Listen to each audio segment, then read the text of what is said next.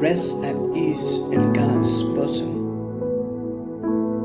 In the heart of Kerala's verdant lands, a beacon of love and guidance stands. Father Matthew Payyappilly, fondly called Father Matachan, a shepherd to souls, a compassionate man. From Kerala's embrace to the northeast coast, he journeyed a missionary answering the divine call. With understanding deep and wisdom wide, he walked beside many, a mentor, a guide. No lives he drew twist, rich and poor.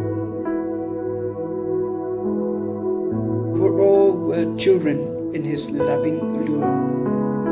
Like Don Bosco, his life did flow, with love for all, high and low. The downtrodden found solace in his care. Their burdens lightened, their spirits rare. In evangelization, his fervor burned bright, spreading faith's warmth in the darkest night. O Father Matachan, your legacy profound. In hearts, your touch, your spirit's food. Yet it is testament to love's enduring flame.